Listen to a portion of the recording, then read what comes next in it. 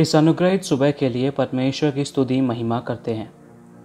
प्रेरितों 7वें अध्याय के सबसे आखिरी 60वें वचन में इस प्रकार पढ़ते हैं, फिर स्तिफनुस ने घुटने टेक कर ऊंचे शब्द से पुकारा, हे प्रभु, यह पाप उन पर मत लगा। और यह कहकर वह सो गया। परमेश्वर के दास स्तिफनुस के जीवन को आधार बनाकर संपूर्ण आयु जिए, इस विषय पर मनन करने के लिए आइए हम परमेश्वर की शरण में चलें। आयु की संपूर्णता का अर्थ यह नहीं कि 70, 80 या 100 साल जिए, पर जितना समय भी जिए परमेश्वर के काम आ सकने वाला जीवन जिए। कम समय में स्वामी के अधिक कार्यों को करने वाले सेवक बनकर विश्वास योग्यता में स्थिर रहने की इच्छा हम सबकी हो। चाहे परमेश्वर के दास स्तिफनुस ने केवल एक ही प्रचार किया हो, लेकिन वह एक लंबा प्रचार था। उस प्रचार को सुनने वाले यहूदी मत के श्रेष्ठ लोग पश्चाताप के साथ परमेश्वर की ओर फिरने के बजाय अपने कठोर हृदय के कारण उस प्रचार करने वाले के जीवन को ही अंत कर देते हैं। चाहे मसीह के विरोधियों ने स्तिफनुस पर पथराव करके मार ही दिया हो, लेकिन परमेश्वर का पवित्र वचन उस बारे में कहता है कि स्तिफनुस सो गया।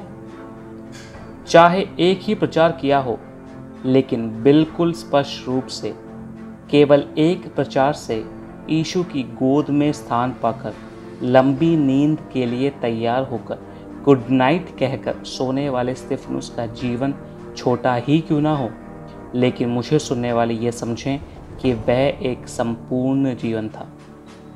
मान लीजिए कि आपके पास जीने के लिए 60 साल हैं।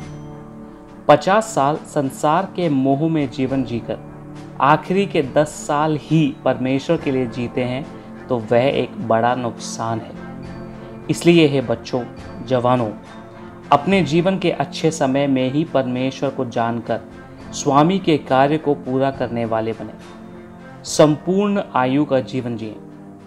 मिलने वाला सारा समय परमेश्वर की इच्छा क्या है उसे जानकर उसे पूरा करने के लिए चाहे जो भी मूल्य हो देकर स्थिर रहने वाले बने। इंग्लैंड में जन्मे एक परमेश्वर के सेवक, जो बहुत गरीब परिवार से होने के कारण भूख के कारण सब कुछ सहते हुए बड़े हुए।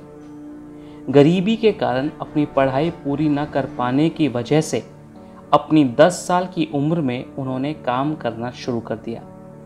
उनकी माँ एक अच्छी परमेश्वर की सेविका थी। बचपन में ही परमेश्वर को जानने के बाद भी वे केवल सुरक्षा के लिए ही परमेश्वर के पास जाते थे। जब भी भयभीत होते, परमेश्वर से बचाव करने के लिए उन्होंने प्रार्थना की। लेकिन अपनी उम्र की 17वीं साल में एक बीमारी के कारण उन्होंने परमेश्वर को अपना उद्धारकर्ता मान लिया और उस दिन से वे परमेश्वर में प्रार्थना वीर बन गए। फिजियंस नाम से जाने जाने वाला एक विशेष समुदाय के लोग जो लूटपाट करते थे, कोई बीमार हो तब भी उस पर दया नहीं दिखाते थे, उसका सब लूट लेते थे। जिंदा जला देने जैसी क्रूरता दिखाने वाले ऐसे समूह के लोगों के बीच में वे अपनी पत्नी के साथ परमेश्वर का वचन लेकर गए।